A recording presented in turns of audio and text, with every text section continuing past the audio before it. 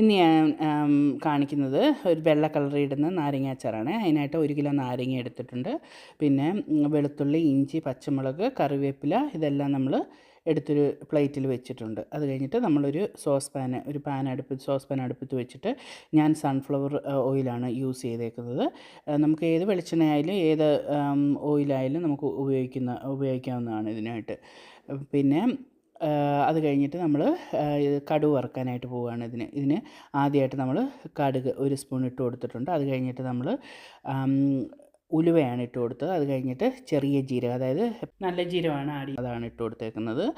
അത് കഴിഞ്ഞിട്ട് നമ്മൾ ഇഞ്ചി ആദ്യം ചേർത്ത് കൊടുക്കുക. അത് കഴിയുമ്പോഴത്തേക്ക് നമ്മൾ പച്ചമുളക് ചെറുതായിട്ട് അരിഞ്ഞ് വെച്ചേക്കുന്ന പച്ചമുളക് ആഡ് ചെയ്ത് കൊടുക്കുകയാണ്. പിന്നെ വെളുത്തുള്ളി ഒരു 20 അല്ലിയോളം വെളുത്തുള്ളി ഉണ്ടായിരുന്നു. അതെല്ലാം ആഡ് ചെയ്ത് കൊടുത്തിട്ട് നമ്മൾ പിന്നെ അത് കുറച്ച് നന്നായിട്ട് ഒന്ന് വഴറ്റി അതിൻ്റെ ഒരു ചെറിയ മൂപ്പൊക്കെ ആകുന്നിട വരെ അത് നന്നായിട്ടൊന്ന് വഴറ്റി കൊടുക്കണം. അപ്പോഴത്തേക്ക് അതിന് കുറച്ച് സമയം ഒരു 5 മിനിറ്റ്സോളം ഒക്കെ എടുക്കാൻ സാധ്യതയുണ്ട്.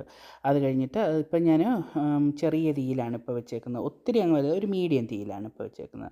എന്നിട്ട് നന്നായിട്ട് വഴറ്റി കഴിയുമ്പോഴത്തേക്ക് അത് ഏകദേശം അതിൻ്റെ ഒരു പച്ചപ്പും കാര്യമൊക്കെ മാറിക്കഴിയുമ്പോൾ ഇപ്പോൾ ഒരു സ്പൂണ് മഞ്ഞൾ പൊടിയാണ് ഇപ്പോൾ ഇട്ട് കൊടുത്തേക്കുന്നത്.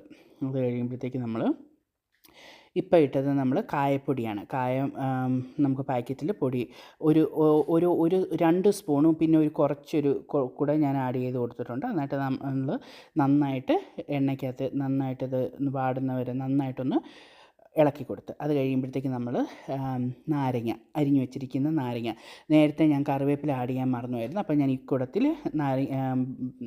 വേപ്പിലയും കൂടെ ആഡ് ചെയ്ത് കൊടുക്കുക. അത് കഴിയുമ്പോഴത്തേക്ക് നമ്മൾ ഉപ്പ് നന്നായിട്ട് വേണം ഇതിന്, അതായത് നാരങ്ങയുടെ പുളിയും കാര്യങ്ങളും ഉള്ളതുകൊണ്ട് നാരങ്ങ ചേർത്ത് കൊടുത്തിട്ട് ഞാൻ 1/2 കപ്പോളം വിനാഗിരിയാണ് ചേർത്ത് കൊടുത്തേക്കുന്നത്.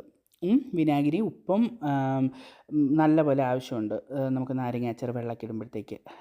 അത് കഴിയുമ്പോഴത്തേക്ക് നന്നായിട്ട് ഇത് ഇളക്കി വെച്ച് നന്നായിട്ടൊരു തിളയൊക്കെ വന്നു കഴിയുമ്പോഴത്തേക്ക് ഞാനൊരു 3-4 സ്പൂൺ, ഒരു 5 സ്പൂണോളം പഞ്ചസാര ഇട്ട് കൊടുക്കുന്നുണ്ട്. കാരണം ഇത് നല്ല പുളിപ്പും ഒക്കെയുള്ള നല്ല പുളിയുള്ള നാരങ്ങ, അപ്പം അതിൻ്റെ ആ ഒരു ടേസ്റ്റ് ഒന്ന് ബാലൻസ് ചെയ്യാനായിട്ട് ഇത്രയും പഞ്ചസാര ഞാൻ ആഡ് ചെയ്ത് കൊടുക്കുന്നുണ്ട്. അത് കഴിയുമ്പോഴത്തേക്ക് ഈ പഞ്ചസാര നന്നായിട്ട് നല്ലതുപോലൊക്കെ ഇളക്കി നല്ലപോലെ ചേർത്ത് കഴിയുമ്പോഴത്തേക്ക് നല്ലൊരു നല്ല മണമൊക്കെ വരുന്നുണ്ട് അച്ചാറിൻ്റെ. അത് കഴിയുമ്പോഴത്തേക്ക് അവസാനം ഞാനൊരു തണ്ട് കറിവേപ്പിലയും കൂടെ ആഡ് ചെയ്ത് കൊടുത്ത് അടച്ചു വെച്ചേക്കുന്നത്. ഇനി അത് എൻ്റെ ഭരണിയിലേക്ക്, ചെറിയൊരു ഭരണിയിലേക്ക് കേടുകൂടാതെ ഇരിക്കാനായിട്ട് അത് നന്നായിട്ട് കഴുകി തുടച്ച് വെയിലത്ത് വെച്ച് ഉണക്കിയെടുത്ത ഭരണിയാണ്.